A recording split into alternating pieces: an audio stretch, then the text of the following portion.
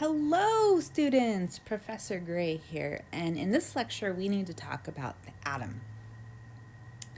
But before we talk about the parts of the atom, we need to mention that all of the different kinds of atoms are listed on the periodic table. And in this specific periodic table, you can see a picture of the different elements and get a clue to how they might be useful in some of the cases, like with these signs over here.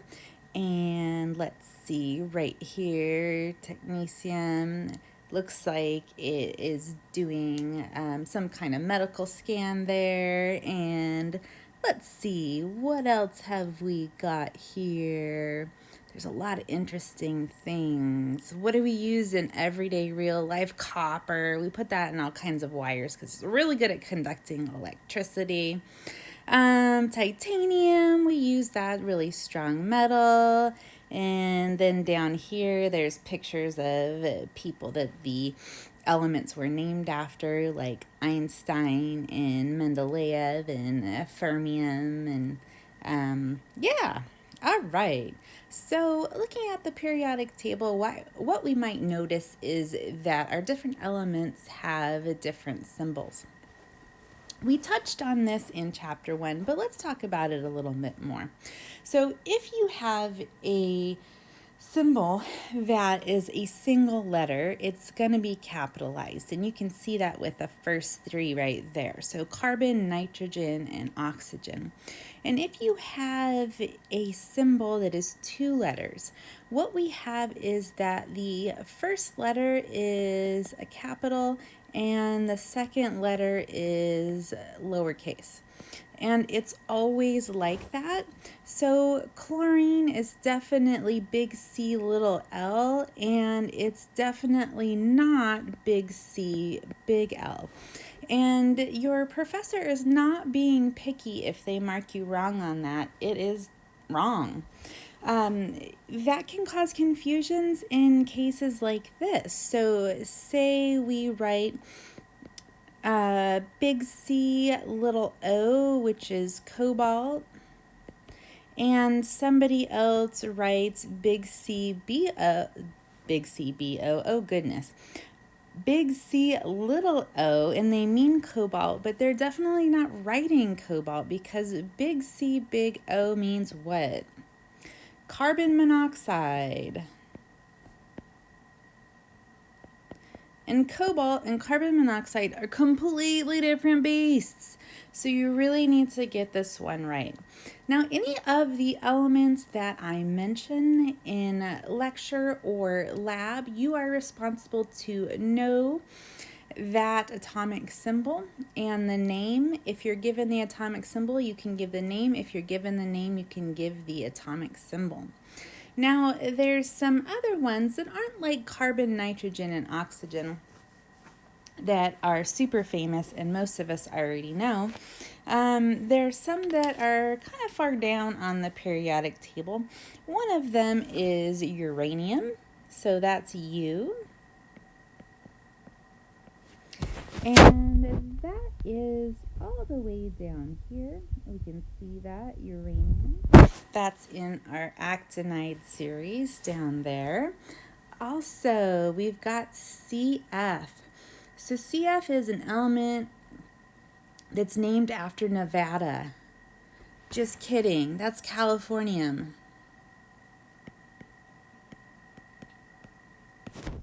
And we can see our lovely californium right there on the bottom, same row as uranium.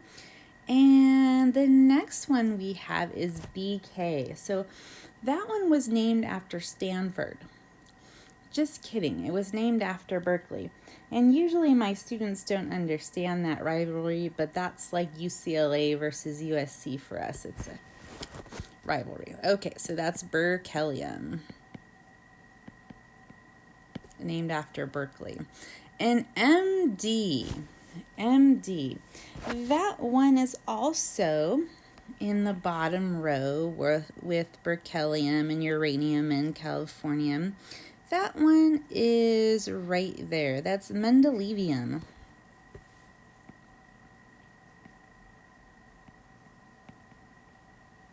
Now, when I ask my students who that is named after, most of them say Mendel. It was not named after Mendel. That's the guy who had a lot of time on his hands because he was a monk or a priest or whatever he was, and so he did a lot of research on peas. So he did the cross between different kinds of peas to get yellow peas and green peas and smooth peas and wrinkled peas, and he did a lot of the genetic work way long ago. That's not the guy that we're naming this after. We are naming mendelevium after Mendeleev, and Mendeleev is way over here on this slide. Here we go. Oops, I don't have it down there. Anyways, he is a super handsome dude, and we will see him in the next lecture. Sorry about that, you guys. So Mendeleev, he was one of the scientists who was the first to put together a periodic table that made sense. And like I said, in the next lecture, we'll get to Mendeleev. Now, E.S., that's another famous scientist, and that one is right here, Einsteinium.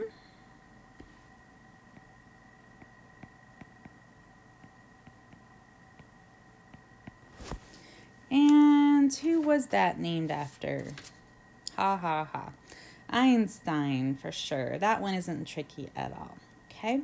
So those are a few that are pretty interesting over on this side. We hear a lot about uranium when we're talking about enriching uranium and bombs and whatnot, and the conflict between the United States and Iran, and how dare Iran enrich their own uranium and have nuclear power plants and all that stuff that, was the subject of news reports before the current issues hit. Okay, so a few more. And we've got K, P, B, W, and SB. Now, these ones are elements that have symbols that don't seem to make sense right off the bat. But K is potassium. Potassium is not P. P is phosphorus. Potassium is K. And where on earth did we get K for potassium? Because potassium doesn't have any K in it. Well, this comes from the Latin kalium. And I will never ask you that on a quiz or a test. That's just kind of fun FYI. And PB. What is PB besides peanut butter? That is lead. And that is from the Latin plumbum. The same place we get the word plumbing, because in ancient Rome, they used to make their pipes out of lead, which is a really bad idea because it's toxic, and any level of lead exposure is a bad level of lead exposure. Some historians think that the fall of Rome, one of the reasons was because of their lead pipes, and it kind of was making them sick. I don't know if that's true or not, but I do know that lead pipes are not a good idea, and they're not allowed anymore. All right, W. W is one of my favorite ones to put on quizzes and tests. I don't know why, I just really like this one. This one is called tungsten. And where on earth did we get the W? Well, that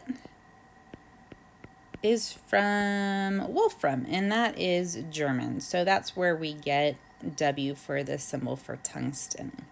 And SB. SB is antimony. And that one's another one of those Latin ones, and that's from the Latin stibium. Okay, so going back to the periodic table, potassium is right here, And tungsten is right there, and lead is here. And who else did we have? Antimony. All right. Antimony is over here by lead.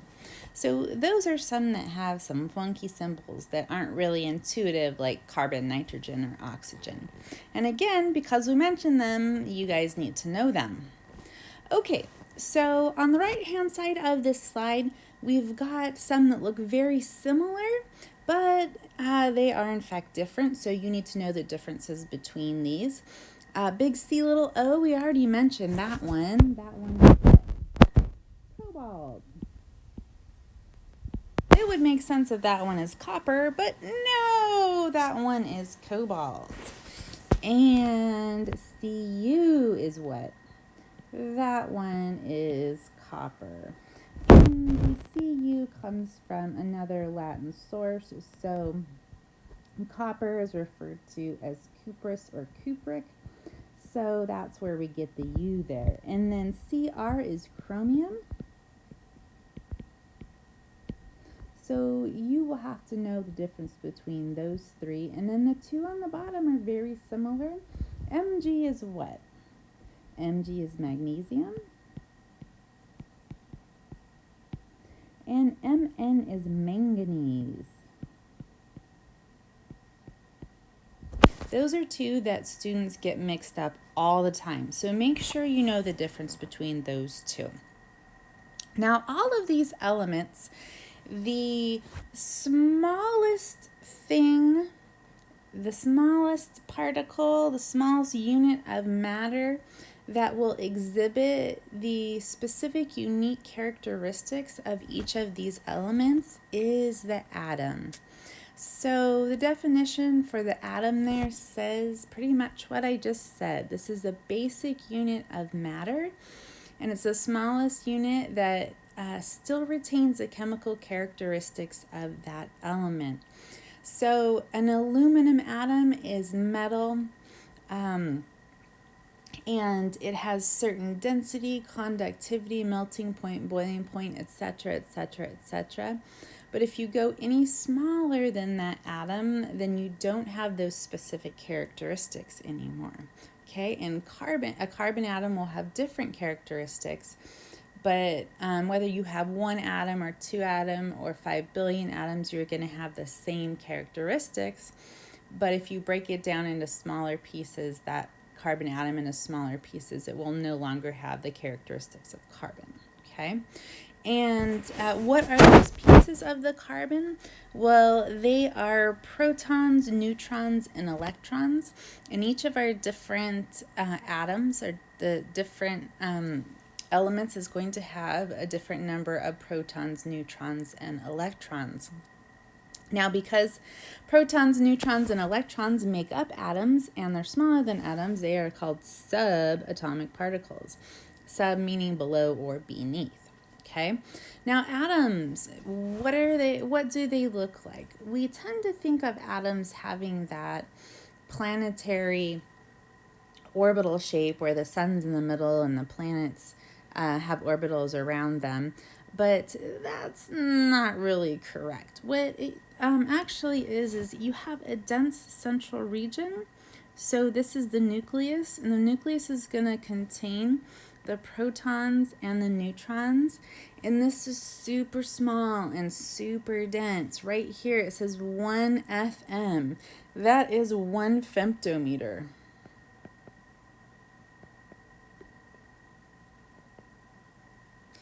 And a femtometer is equal to 1 times 10 to the negative 15th meter. So that means you would take the decimal that's to the right of the 15 and move it to the left 15 times. So that's a really, really, really tiny portion of that meter. A femtometer is also called a Fermi. Okay, so 1 femtometer is equal to 1 Fermi. And where does Fermi get its name? Fermi is really fun to say. It gets its name from Enrico Fermi, and he was an Italian physicist. So that's where we get that. Okay. Now the electrons are in a cloud that is around the nucleus, and the electrons have a higher density around the nucleus because they're attracted to the nucleus because they're oppositely charged. And they have less density as you move out from the nucleus until you have a region where there are no electrons, and that's the edge of your atom. So the different parts. So the first part is the proton. And like we said on the last slide, the proton is in the nucleus of the atom. So you can see that right there. It's in the nucleus. Now the charge on a proton, we're talking about protons, Professor Gray, okay? The charge on protons is positive 1.602 times 10 to the negative 19, and that's really small, C. Now the C there is not a carbon. The C is called a coulomb. And that is a unit of charge. Okay. Now, I'm not going to ask you about coulombs in this class pretty much after this chapter, but you will see them again if you take physics or if you go on in chemistry. So just remember for now, it's just a unit of charge. So the proton has a very, very tiny positive charge. Now, this number right here is a weird number. It's not easy to remember, and it's just weird. So what we do is we say, let's just make it easier on ourselves, and let's just call this +1 for clarity. So we say that a proton is charged +1. Now the mass of a proton. Protons are super, super tiny. So the mass is 1.672 times 10 to the negative 24th grams. So that means you take this decimal and you move it to the left 24 times if you want to write that number in standard form. So it should be obvious to you that that number is tiny. Okay, so that is also a very weird number. So again, what we do is we make it easier on ourselves and we call it 1. So we say that the proton has a charge of 1 and it has a mass of 1. And what is the unit on that mass? Well, that is an atomic mass unit. And the new symbol for atomic mass unit is U. And the old version is AMU, atomic mass unit. But this right here is still used quite often. And you will see me use it interchangeably still, because I'm old and I'm old school. But just in case you see U some places and AMU other places, don't worry about that. Okay, so 1 atomic mass unit is equal to almost exactly the weight of the proton. And the difference there, we're not going to be concerned with. We're just going to say that a proton weighs 1 and it has a charge of +1.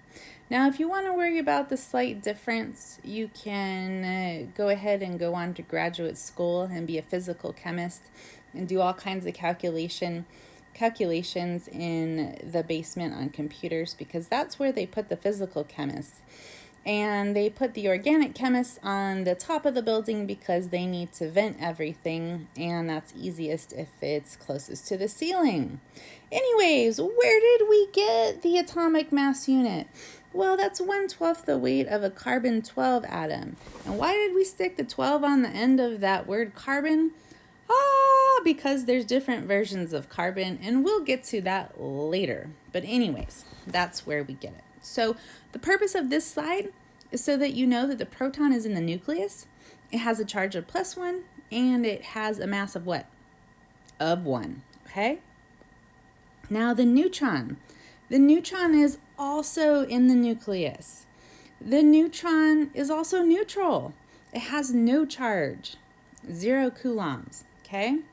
Now, its mass is 1.675 times 10 to the negative 24th, so also a tiny, tiny, tiny, tiny mass. And 1.675 times 10 to the negative 24th is close enough to 1.66 times 10 to the negative 24th that we also say that the neutron is going to weigh approximately 1 atomic mass unit.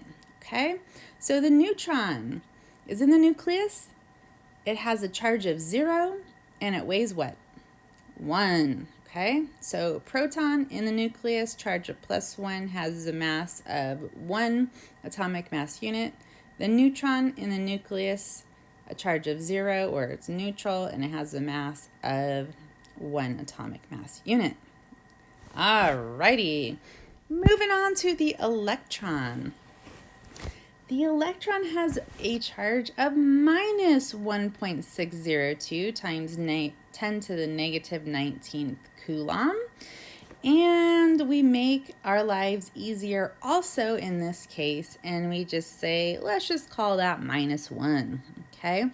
Now, the electron is not located in the nucleus like the neutrons and the protons. The electrons are located in the electron cloud outside of the nucleus. Now, we often see an atom drawn like this with our electrons having these elliptical orbitals, but that's technically not true. And we'll get into that a whole lot more a little bit later, all right? Now, the mass of an electron, it's 9.1 times 10 to the negative 28th gram. And that's super, super, super light. And if we look at this number, it's 10 to the negative 28, whereas with the neutron, it's 10 to the negative 24. And with the proton, it's also 10 to the negative 24. And that means that the electron is about 1,000 times lighter than the neutron and the proton. And for our purposes in this class, because it's about 1,000 times lighter, we just estimate that it has a mass of 0 atomic mass units. Now, like I said, if you want to be a super physicist or physical chemist and you want to work with weights that are, or masses that are that small, you go right ahead. But for this class, we're just going to approximate and make our lives easier. Okay, so what you need to get out of this slide is that the electrons are not in the nucleus. They're around the outside of the nucleus in the electron cloud. The electrons have a charge of what? -1, and they have a mass of what? 0 atomic mass units. All right, so before we knew that the protons and the neutrons were in the nucleus and the electrons were flying around the outside, what we're all super used to because we've seen it a million times in textbooks, people in the 1800s and early 1900s didn't know, so they had to figure this out for us and make it common knowledge for us. And how did they do this? Well, there was this guy named J.J. Thomson, and he was British, and he was doing some research, and what he came up with is the plum pudding model. And it's called the plum pudding model because it reminded him of English plum pudding, which is also called Christmas pudding over there.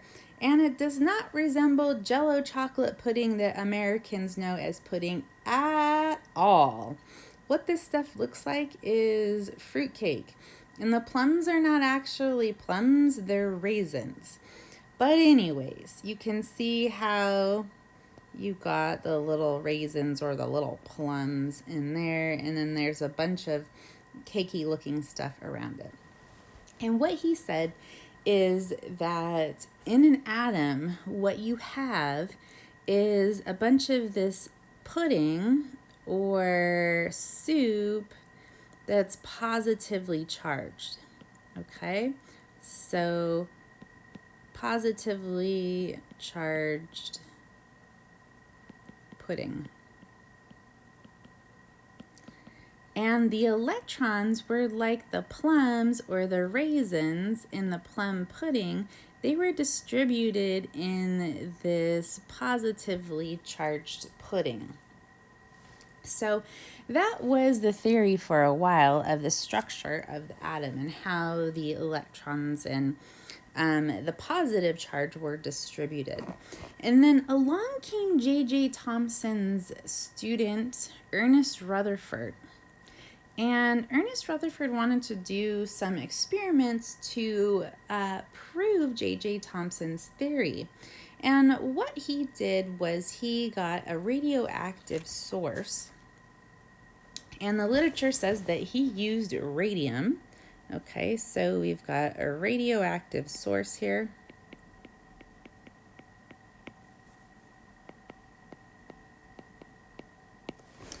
And I put a little lead box around the outside because that blocks the radioactivity. And the specific radioactivity that the radium was giving off was called an alpha particle.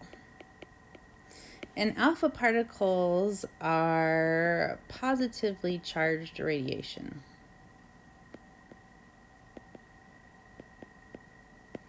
Okay, so you've got that sample of radium in there and it's shooting off alpha particles. Pew, pew, pew, pew. And what he did is he got a super, super thin piece of gold metal, so the gold foil, and he put that right here in front of the radioactive source. And when the alpha particles would go through the gold foil, he set up this detector screen all around it, so it says that right there, and it was zinc sulfide. And when the alpha particles would hit the zinc sulfide, you'd see these little flashes of light, also called scintillation. So you have a scintillating experience here, okay? So what did Ernest Rutherford expect? Well, what he expected was all of the alpha particles to sail right on through and to get this exact beam going right on through and hitting the scintillation screen right there, because he thought that the alpha particles, which are positively charged, would go right on through this soup here, and if they were to hit an electron, nothing would happen because alpha particles are 7,000 times more massive than an electron, so it would just push it out of the way. But what he saw was something different. What he saw was that some of the alpha particles were deflected this way, some just a little bit, some deflected this way, some were deflected right on back, which was a really strange thing to happen, and he wasn't at all expecting that. And he worked with somebody else famous called Hans Geiger.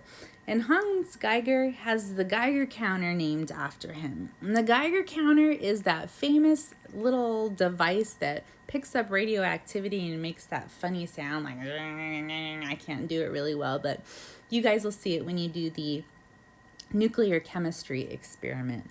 But anyways, I had to throw that in there because I'm nerdy and that makes me happy that Ernest Rutherford worked with Hans Geiger. Okay, so what was happening was that the alpha particles were not all sailing directly through the atom. What they were doing was they were hitting something and they were being deflected. Now, like I said, if they were hitting the electrons, they weren't going to be deflected because the alpha particles are about 7,000 times more massive. So, like, you can imagine that if your car hits a ping pong ball, the car is not going to be deflected up the curb. It's just going to mow right through it. So there had to be something that was incredibly dense, okay? And what Rutherford said is there must be an area that is super dense and is positively charged. And he called that the nucleus, and he called the positive charges protons. And he proved his mentor wrong, which must have been a total shock for J.J. Thomson, shock to the ego. Where's my speaking voice today? So a very densely packed, positively charged nucleus, and then the rest of the atom was a lot of open space. So that's what Rutherford figured out, and this is famous, and it's called Rutherford's gold foil experiment. So there you go.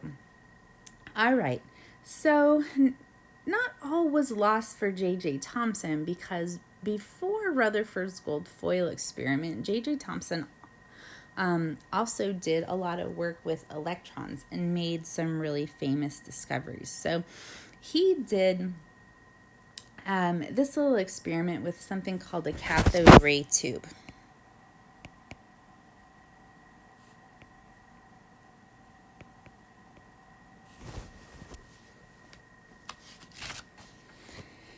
So it's called the cathode ray tube because the ray is originating from the cathode. So the cathode ray is originating from the cathode, and